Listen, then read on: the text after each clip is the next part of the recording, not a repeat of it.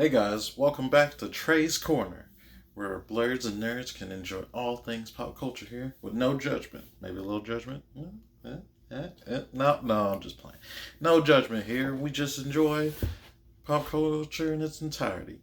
And today I wanted to talk about one of the few pop culture things that I love, and that is Pokemon. Oh man, you could not tell me as a kid that I could not be a Pokemon trainer. You could laugh, but you couldn't tell me I couldn't. And I aspired to be one day still. Maybe not as big as I am, not as big, but just to accomplish it. For kid me's sake, I will do it. Hold me to it, guys. I will become a master here.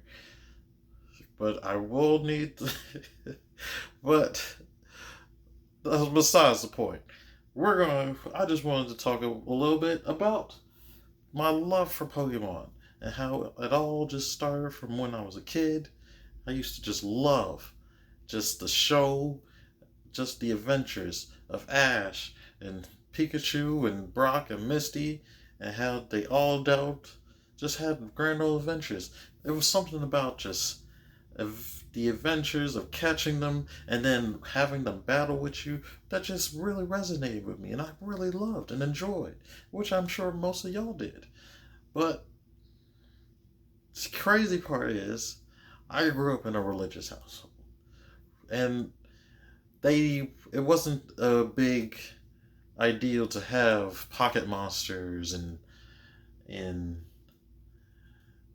the general conception of Pokemon was not ideal for the likings of Christ. So unfortunately, I had to do away with all Pokemon stuff as long as I was under my parents' roof, of course. But whenever I was outside of their roof, I was definitely handling these, let me tell you. I even try to bring some home sometimes, just to get them caught. Or sometimes I just thought I would get caught and just take it out of the house entirely. But I did a lot. I did push the envelope a lot. But it was the adventure and trying to keep up with how we kids were. We wanted to still be part of the. You weren't. You were pretty much weird if you didn't like Pokemon, or if you didn't know somebody who played the games, or it was nothing to have somebody bring their Game Boy and play the game during recess, or just watching somebody play the game was enough for me. I mean, oh man, I used to have a nice Ash Ketchum action figure that just you can switch his head around to where he was serious, and you can pretend like the Pokeball was throwing, and, and it came with a little Pikachu and everything, and I was like, man, you couldn't tell me nothing. I used to want to be Ash Ketchum so bad. I used to switch my head around every so often. We used to pretend to have Pokemon and during recess and stuff. Like, oh man, those were good times. Those were great times. But you're probably wondering, Trey, what is your favorite Pokemon? Come on, you gotta tell us. All right, I'll tell you. I'll tell you. All right, you ready? You ready? Don't judge me now. Don't judge me. Don't you judge me. My all-time favorite Pokemon to this day will have to be Blastoise. And you're probably like, really? Blastoise? Not Charizard? Yes! Everybody loves Charizard, but don't get me wrong, he's pretty cool. But it was something about a turtle with some cannons on his shoulders that really got to me. Like, I just loved the way he just walked, the way he just was just a big old tank of a guy. Just, take him on. You couldn't tell me nothing. Every time he showed up on the scene, he was always like a tough contender to go against. And I just love that. I love Squirtle, I love War Turtle. It was just, but as you can see, nothing beats. My second, of course, is none other, said nothing, but I meant none other, than good old Lucario himself. I used to choose him every time. When Sprawl came out, he was one of my main characters. I used to love playing as Lucario. Now, am I any good with him? I mean, I'm decent, but if my friends can attest, they'll tell you, no, no, they beat me every time. But I don't stop from trying. I will keep going, and I will keep choosing them.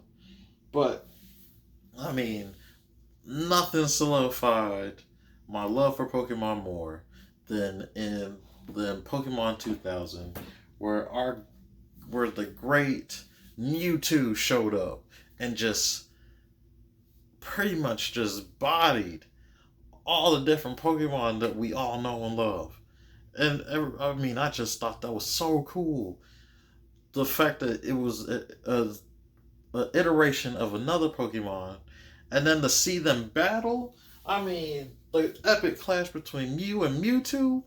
What? I was like, call me smitten. I mean, if I didn't love Pokemon before, I loved it even more.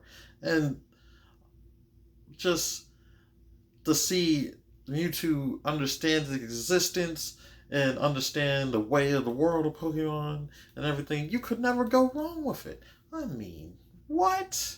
And then having a conversation with Mew pretty much just, mewing, and he's just like, yeah, okay. It's like it makes you wonder, like just the entirety of Pokemon in general is just great. Now, granted, we got like what? How many games now? Like 10 to 15 new. I mean, we're coming out with 2 new games here, and I mean, I'm excited, but it's like, wow. It's just the vastness of Pokemon. It's just in the grander scheme. Why can't I? It makes you think. Why not try and be a Pokemon trainer? I mean, I'm sure everybody else has. There's other people that's done it, so why not me? So that's all I wanted to talk about.